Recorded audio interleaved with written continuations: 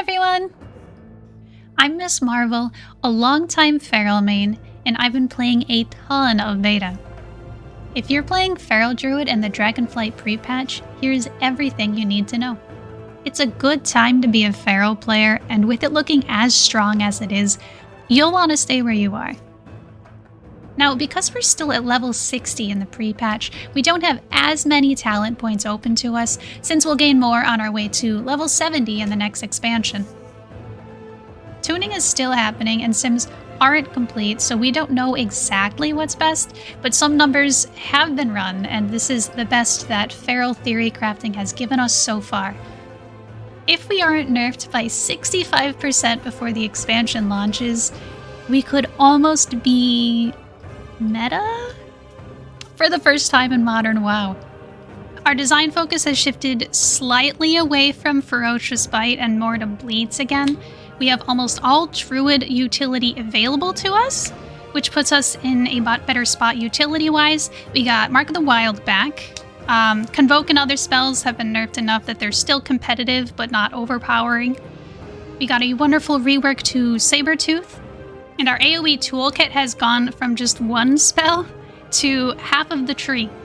Swipe acts like Shred during Berserk now, so one swipe takes you to 5 combo points. If you don't want to play Blood Talons, there is a talent called Bite Force, but I will let you know that with access to Lunar Inspiration on top of all of our other builders, Blood Talons is so easy it's almost passive. All talents that are considered damage increases are also considered required. You just gotta work your talent choices around them. I hope you have some keybinds free, because you're gonna need a lot of them. This is the general idea of the Druid tree. We have to go down the Feral side, of course, but we also have to go down basically the entire balance side of the tree. Astral Influence is considered a damage increase because it increases the range of our melee abilities. Sunfire is considered a damage increase because Owl Weaving is still in the game. Lycar's Teachings, likewise, is a required 3-point talent because it's a damage increase. This is a very expensive talent. After that is 1 minute Stampeding Roar, which I've found is very, very useful. The right bottom 3 nodes are all incredibly strong and unfortunately on the balance and resto side of the tree. Innervate is one of those talents. Unfortunately, casting Innervate still takes you out of cat form. I'm hoping they change that sometime, but if they don't, just know that it is still incredibly valuable and could get you a spot on a raid team.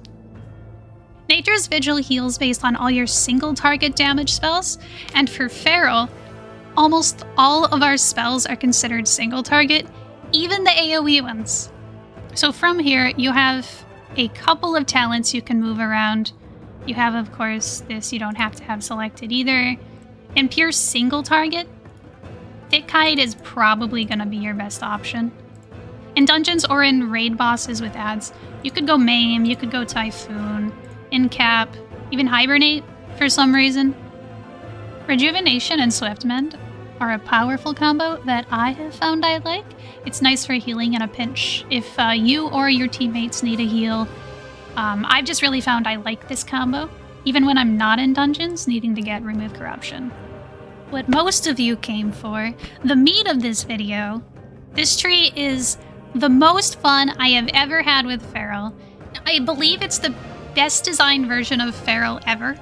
The developers who worked on this really listened to our critique on the forums and put their own design knowledge forward to come up with something excellent. Nothing is perfect, of course, but they did a really good job. In the pre-patch, tier set bonuses have been disabled, but all of our soulbinds and legendaries still work.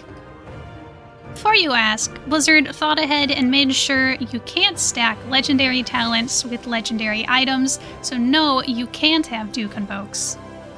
At level 70, we have a lot more options for talents that allow us to do some super crazy fun combos that I have been waiting a long time for. But like I said earlier, this is only pre-patch, so we're restricted from a lot of talent choice options at level 60, and we kind of have to work with what we've got. I'm going to start with raid talents, and then we'll go over our Mythic Plus options. You have to spend 8 points at the top. Primal Claws is our weakest talent up here, and one of the weakest on our tree, so our extra talent point can go into Tireless Energy for some extra damage, just a little bit, or Protective Growth if you want some more defense. After all the nerfs to Bite, you can put 2 points into Taste for Blood, but it's actually pretty weak. So I'm choosing to put a point into Tear Open Wounds, which is actually useless in single target, especially when you don't have Primal Wrath selected. Because it only costs 1 point, I can get around the 2-point cost of Taste for Blood and put that point into something way stronger. As a note, Sudden Ambush is the same situation as a single target 2-pointer next to an AoE 1-pointer. So you can save a point by picking a talent that's useless in single target, but Sudden Ambush is a stronger node and probably worth taking in single target. You have to make very tough choices down here until our talents open up. Even after our talents open up, you still have to make some tough choices. On the tree, I've gone Circle of Life and Death and Frenzy, so I can go Night Fae for Convoke, and then in Raid I can go either Drought or Apex. So as you're looking into raid bosses with like some ad cleave, you can swap talents around to get things like Primal Wrath, Double Clawed Rake, which is the cleave rake, Rampant Ferocity, Tear Open Wounds. There's no right answer known at the moment, and for pre-patch there probably just won't be, but the general strength of talents has been roughly calculated. Some talent values go way up when paired with others. A lot of this is rough estimating. For Mythic Plus, there are a number of playstyle options. Everything is AoE. Rip is AoE. Rake is AoE. Bite is AoE. I can't believe they did that. At the bottom, after picking Blood Talons and the notes that get down there, you basically have 2-3 combo points to spend, depending on whether you want Survival Instincts or not. You might have some questions about the selections in these builds, and you're welcome to ask them in the comments, but rest assured that I have taken the time to make sure I'm skipping the weaker talents for this build. I'm picking all of the best talents that we can kind of conceive. Some talents aren't as strong as they look, and that's probably why I'm skipping them. One other thing, there is this talent here, Raging Fury. You can swap it with Tiger's Tenacity. Given that Predator is a thing now, it might be worth it to skip Raging Fury since we're going to have so much Tiger's Fury anyway. It depends on how you feel about it. I think Raging Fury is going to be what I pick, just to be safe, but you could pick whatever. Our new AoE finisher options, they're fun, they're powerful, and they feel really good. I'm having so much fun playing this. Finisher priorities in AoE will depend on your target count. Since AoE Bite is soft capped at 5, it's better to prioritize Bite as your finisher at low target counts and maintain rips on everything using Primal Wrath, Weaving and Rake, Swipe, Thrash, etc. to get up Blood Talons, and then at high target counts, use Primal Wrath as your main finisher and occasionally spend Apex procs on Bites to get up Sabertooth. The second build here is a dot heavy option that uses very little swipe. So little swipe, in fact, that you're picking Brutal Slash, the button that deletes swipe.